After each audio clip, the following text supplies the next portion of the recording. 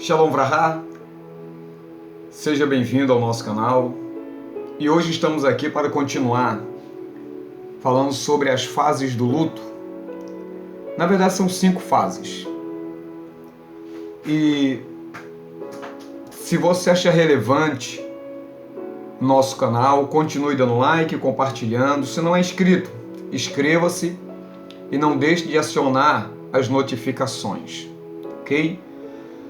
E nós vamos então para o nosso assunto, vamos dar continuidade.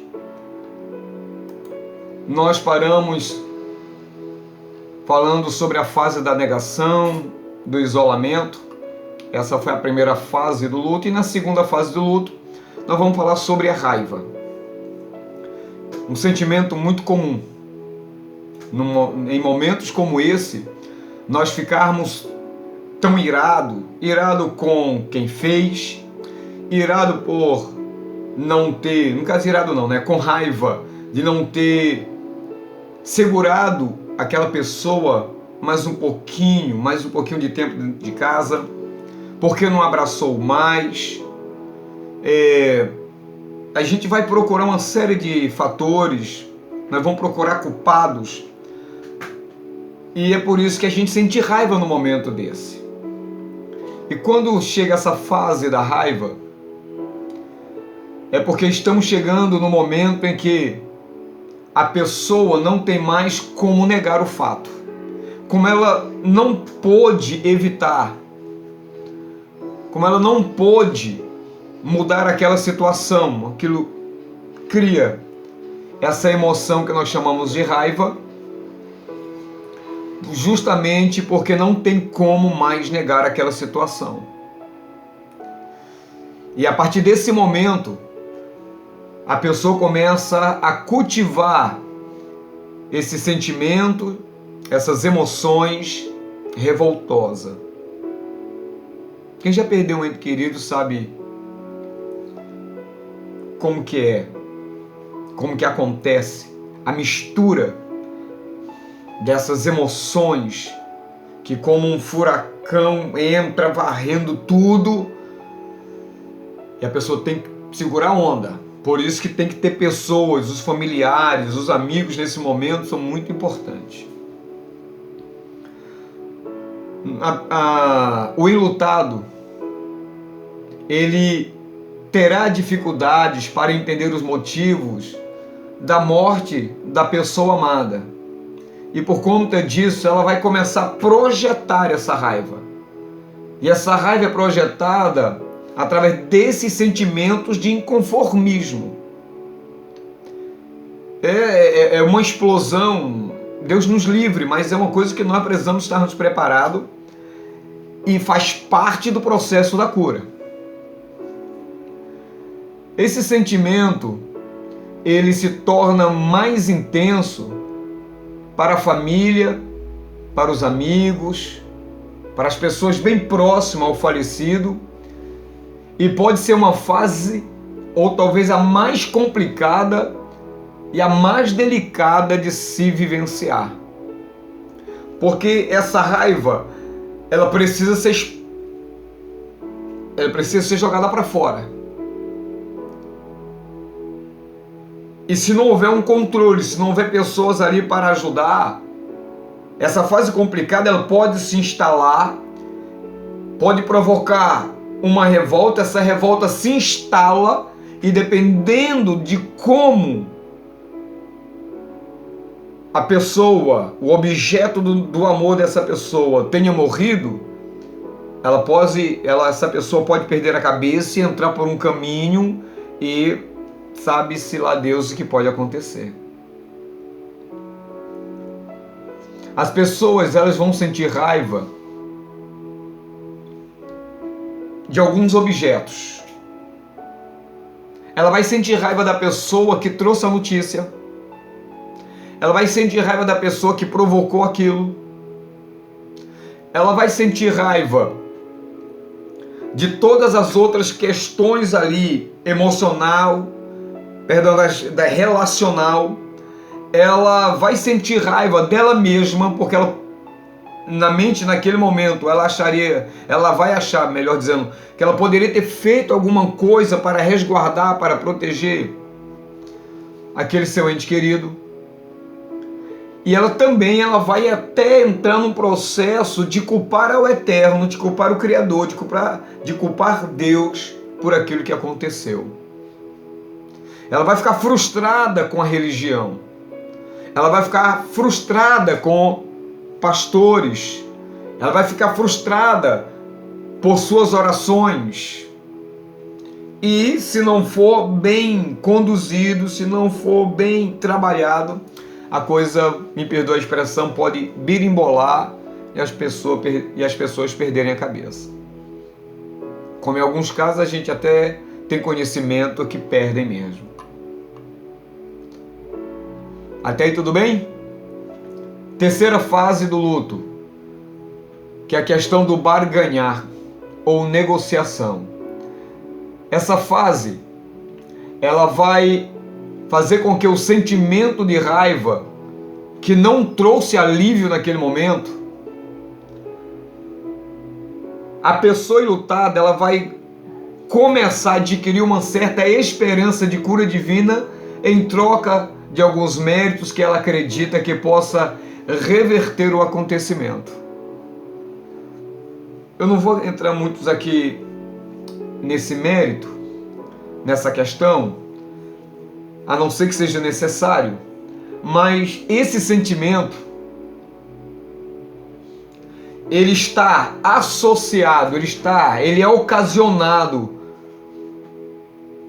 pelo luto, ele está sendo construído, né? Ele apareceu, ele surgiu por conta do luto. A pessoa busca caminhos, portas e formas de sair dessa situação. E essa forma de tentar sair pode, além de ser várias, também pode ser uma maneira, pode ser uma forma, pode ser um processo de prolongamento da dor. Interessante, né? Muito interessante. Por isso que nessa fase a pessoa busca soluções do que poderia ter feito diferente, mesmo que seja impossível reverter a situação. Além disso, a pessoa também adquire esperança de mudança baseadas em juramentos e promessas. Isso é por isso que eu não quero entrar nesse assunto, porque isso é uma das situações que vai depender muito da cultura religiosa, da cultura familiar, de uma série de fatores que vão determinar como essa pessoa vai reagir na questão dessas barganhas. E essas esperanças, elas consistem em realizar promessas ou fazer um pacto com Deus, até mesmo de receber uma graça ou algum tipo de milagre divino, como por exemplo, fazendo promessas caso a situação seja revertida. Nesse momento que está sendo processado essa questão da barganha, né, da negociação, é aquele momento que as pessoas dobram os seus joelhos diante do objeto da sua fé, trazendo as potencialidades da sua religião, numa tentativa da pessoa ser ressuscitada, essa é a melhor forma, ou que aquela situação não existisse, que aquilo fosse um sonho, um pesadelo.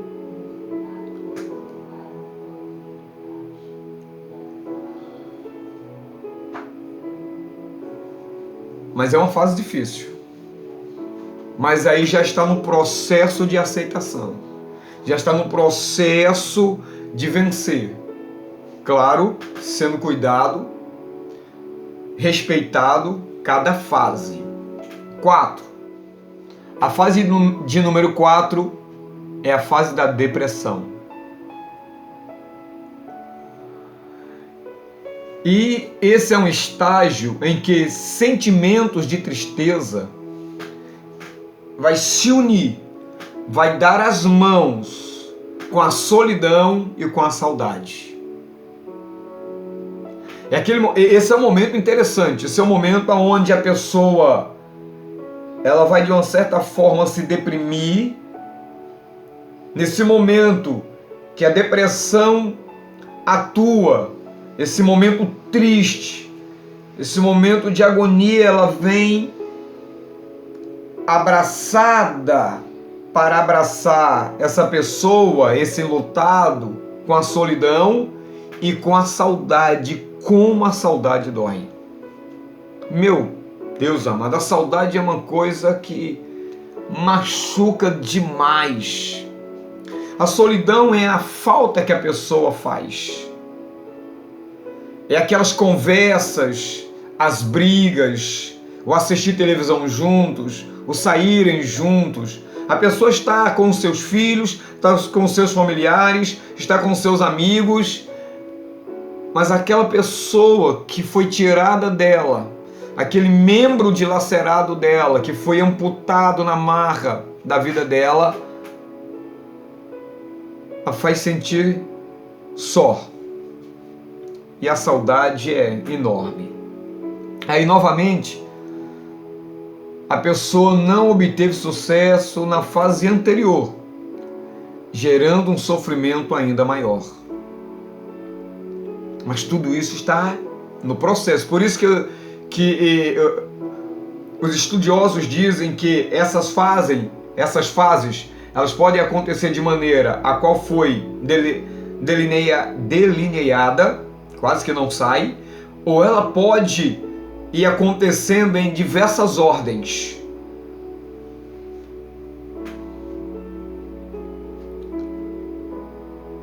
A pessoa tende a ter maiores crises de choro. E é importante chorar. É importante falar. E quando nós estamos ajudando alguém que está passando pelo luto, esse é o melhor momento de você ficar calado. Porque às vezes a pessoa está falando, na sua concepção é até uma besteira. É até algo que não deveria ser dito. Mas é a forma da pessoa se expressar, é a forma da pessoa desabafar, de jogar essa dor, essa saudade, essa solidão, essa depressão para fora. Ou a pessoa vai se enclausurar, que vai querer ficar sozinho, sem ninguém por perto. Então a gente fica de longe, vigiando, caso a pessoa precise. Então esse é um momento de muito choro. É um momento, como eu disse, as pessoas voltam a se isolar de outras pessoas. É muito natural que o enlutado comece a questionar a sua própria vida, comece a questionar a forma que educou, comece a questionar o seu amor, a sua lealdade, palavras não consolam e...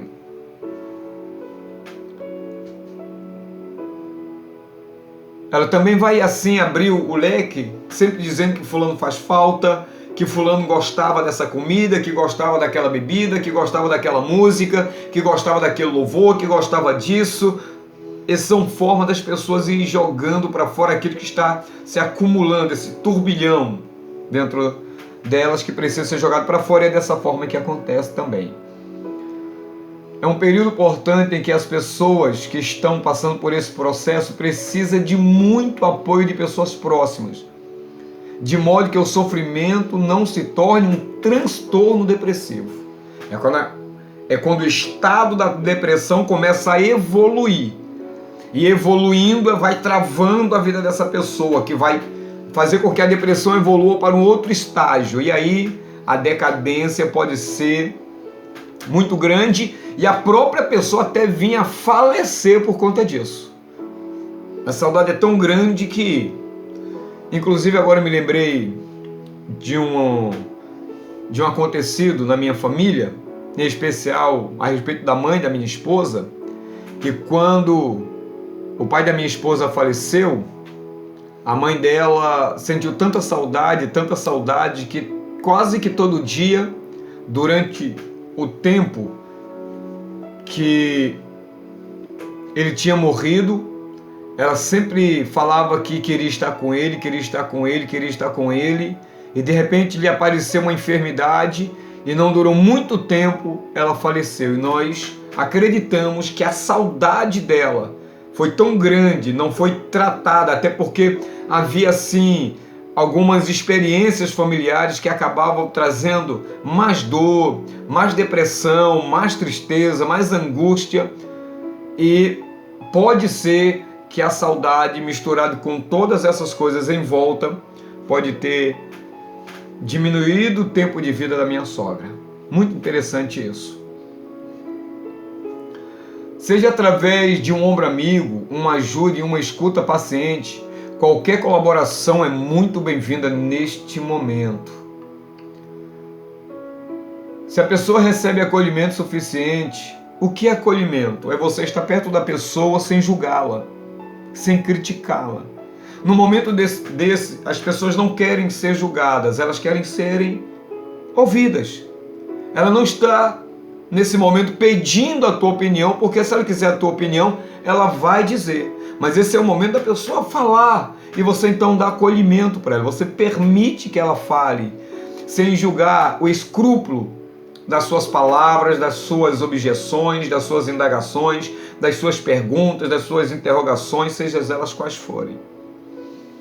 Claro, à medida do tempo que a pessoa vai se conscientizando, aí nós vamos usando as palavras corretas para potencializar e vitalizar a vida dessa pessoa, dessa família enlutada, para dar a volta por cima. Se a pessoa recebe esse acolhimento, isso irá contribuir para que ela possa logo logo alcançar com mais facilidade o estágio seguinte, que é nada mais nada menos a fase da aceitação, que é a quinta fase.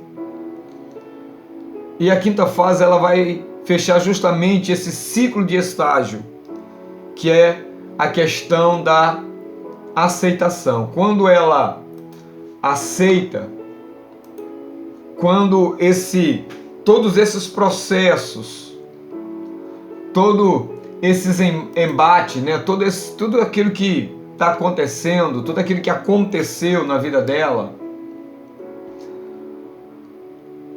esse processo, essas coisas todas que tem que acontecer, eu estou querendo arrumar palavras talvez mais comuns, apesar que eu não gosto de usar muitas palavras técnicas, mas é de fundamental importância que nesses momentos, nessas fases, seja elas em ordem ou aleatórias, o estágio final sempre será a aceitação. Por quê? Porque após a pessoa sentir e expressar toda a sua inconformidade pelo acontecimento, a sua dor, a sua angústia, o seu sofrimento, causados por essa perda, pela morte desse ente querido, a raiva, nós sentimos a raiva pelo ocorrido, nós lamentamos e muito. Esses acontecimentos vai gerar o momento, ela vai gestar o momento, ela vai trazer à tona o momento dela contemplar o luto, de visualizar o luto, de compreender o luto com maior tranquilidade. É aí quando as coisas começam a se harmonizarem. O enlutado já conseguiu então passar pelos estágios antecedentes. Agora o enlutado consegue se sentir mais em paz e tem maiores condições para organizar a sua vida. Quando você começa então a se organizar, quando você ergue a cabeça, passa por esses processos, aí começa a trabalhar, começa a cuidar dos seus filhos, levá-los para a escola, trazê-los, comida, ainda há saudade, ainda há dor, mas isso já não machuca tanto. Porque é importante eu aceitar o que aconteceu. Me choca, mas eu tenho que aceitar. A vida ainda continua. E agora eu tenho mais um motivo para continuar vivo. Eu tenho agora esperança para continuar a projetar, a andar. Que a coisa veio, machucou, fez ferida, mas está curando. Está sendo curado. Porém, chegar à aceitação não significa que o enlutado está bem com o que aconteceu, já disse. Principalmente se essa aceitação for referida a uma grande perda, um filho, um pai, um marido, uma esposa. A diferença é a seguinte, é que a partir desse momento, a partir de que a pessoa aceita, ela irá conseguir encarar o sofrimento, esse membro arrancado mais suave. Além de conseguir ter mais consciência, porque já concatenou a situação, está mais consciente e que ele agora, consciente, precisa seguir em frente. A vida continua.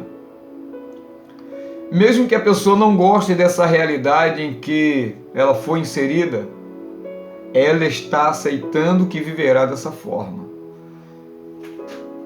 Se aconteceu, isso só indica que nós não temos controle nenhum sobre nossas vidas e sobre aquilo que irá acontecer. Hoje eu estou aqui falando para vocês, a minha família está aqui, me apoiando, orando por mim, me incentivando. Mas eu não sei o que vai acontecer quando eu acabar esse vídeo ou se vou acabar esse vídeo. Nós não temos controle sobre essa situação. E quando nós admitimos que nós não temos controle sobre determinadas situações e que determinadas situações podem acontecer na minha vida, eu preciso aceitar isso gostando ou não. Isso diminui, me faz mais forte para enfrentar as dores, as angústias, esse processo de raiva, de negociação, de questionamento. Portanto, o enlutado está reconhecendo essa nova, permanente realidade e tentando conviver com ela diariamente da sua melhor forma. Interessante demais. Eu estou até pegando um vício de linguagem sobre essa expressão interessante, devo até corrigir. Independente de qualquer outra coisa, você, minha amada, você, meu amado, família, encare a realidade. Tem um ditado no mundo que diz: aceita que dói menos. Não é que dói menos. Aceitar faz com que doa mais. Mas como para cada machucado é necessário que esse machucado inflame e que doa para curar, assim é você aceitar a dor da perda. Que aquela pessoa não vem mais.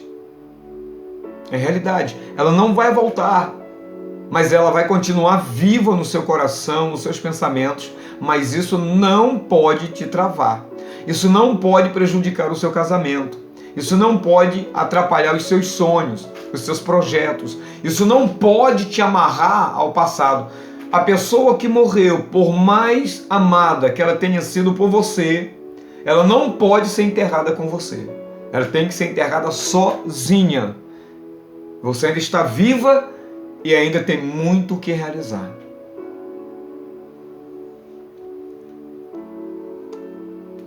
E a partir de agora, o enlutado entende que não há sua vida, que a sua vida não acabou e que existem possibilidades para que o enlutado consiga dar a volta por cima, reestruturar a sua vida, colocar na mesa os seus projetos, voltar a sonhar e passar a conviver, a desfrutar da companhia de outros entes queridos que estão em nossa volta. Isso é tão interessante que eu vou te dizer, de novo. que quando nós perdemos alguém que amamos, parece que as pessoas que nós também amamos, que estão ao nosso redor, parece que elas não suprem, e de fato não suprem mesmo, a necessidade daquele ente que partiu. Porque é um buraco, é uma ferida que nós temos que curar. As pessoas nos ajudam sendo remédio, mas se nós não quisermos tomar esse remédio, a ferida não cura, ela vai se alastrar e vai acabar destruindo a vida de tal pessoa. E eu espero que não seja o seu caso. E se for, chegou o momento de erguer a cabeça, chegou o momento de aceitar. Vai doer, mas você vai sobreviver. Você vai dar a volta por cima. E você vai desfrutar de outras pessoas que te amam nesse momento. E é importante também deixar o recado para as pessoas que estão em volta, entender que a dor de quem perdeu o seu ente querido, ele é um momento que essa pessoa precisa desse momento de reclusão, de passar por esse processo. Não é que ela amava mais fulano do que você. Talvez você possa até pensar assim. Mas com o tempo você vai ver que ela te amava tanto quanto. Mas esse é o momento de chorar, de sofrer, de aceitar, por mais que doa.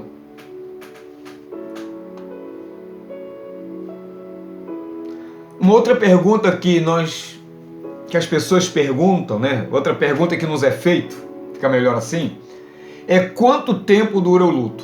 Eu já respondi de certa forma lá no primeiro vídeo e vou repetir aqui no segundo, de uma maneira mais técnica. Esse questionamento ele é repetidas vezes feita repetidas vezes. É interessante que é uma pergunta que não existe uma resposta. Ou seja, uma resposta exata para o tempo, porque vai depender de cada pessoa, de cada construção emocional. Mas é importante dizer o seguinte, que nesses estágios de perda, o enlutado, é importante que ele pratique a aceitação de que as coisas nunca mais irão voltar ao normal. Esse é ponto. E que é preciso que o enlutado conceba isso e isso fique bem claro para cada componente enlutado. Por quê? Porque é necessário também que o enlutado, ao seguir o seu caminho, voltar aos seus projetos, à sua vida diária, à sua vida, entre aspas, comum, corriqueira, a tal pessoa não esconda seus sentimentos. E é aqui que eu vou terminar o segundo vídeo. Porque o luto precisa ser superado, porém, ao mesmo tempo precisa ser sentido. Quando você vê alguém chorando por conta de alguém que perdeu, esse é o momento. No momento que ela quiser falar, esse é o momento de ouvi-la. Dando permissão, dando acolhimento, não interrompendo, deixando ela sentir. Ela já aceitou, mas ela precisa sentir. Ela precisa superar, sim, mas ela precisa sentir. Os sentimentos, por mais intensos que sejam, precisam ser externados, jogados para fora. E olha só, enraizar esse sentimento só irá trazer mais prejuízos e atraso no processo de recuperação da morte. Se a pessoa não consegue retomar a vida normal, se ela ficar alimentando sentimentos negativos, que é aí que está o problema, como a culpa e a infelicidade, e com o tempo o luto vai se tornar, se ela continuar com esses pensamentos negativos, que não vai ser mais feliz, que não consegue mais viver, que para ela tudo acabou, nos primeiros momentos até Nos primeiros dias, nos primeiros meses, no primeiro ano, isso até é aceitável. Passou disso, aí já pode se tornar patológico. Aí, se continuar assim, dessa forma, a depressão pode ser desenvolvida e tornará essa pessoa ser necessário buscar por ajuda de profissional, como tratamento psicoterapêutico, tratamento com medicamentos, e a coisa vai ficar ruim, a coisa não vai dar certo.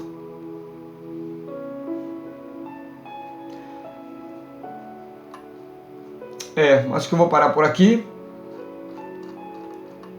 Já que você agora entendeu um pouquinho como é que se pode superar o luto,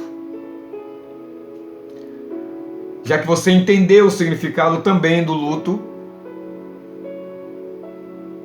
já que você entendeu sobre cada uma das fases, já que você compreende que o tempo depende de cada concepção emocional,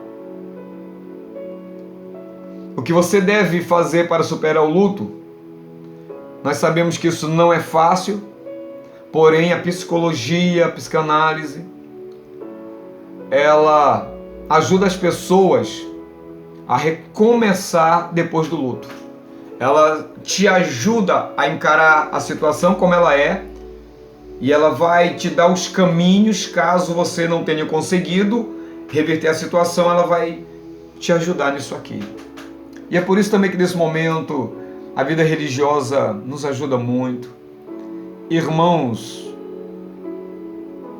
de denominações ou de religiões, eu não estou aqui me referindo só aos evangélicos, não, estou me referindo a todos. As pessoas no entorno podem nos ajudar muito. Eu espero ter contribuído com a sua vida emocional, espiritual, com a sua vida física. E se foi relevante para você, você não deixe de compartilhar, não deixe de abençoar outras pessoas enviando esse vídeo. Se não é inscrito, se inscreva, acione as notificações, dê o like ou seu dislike, mas mostre para as plataformas, não é algoritmo, né? Mostre para o algoritmo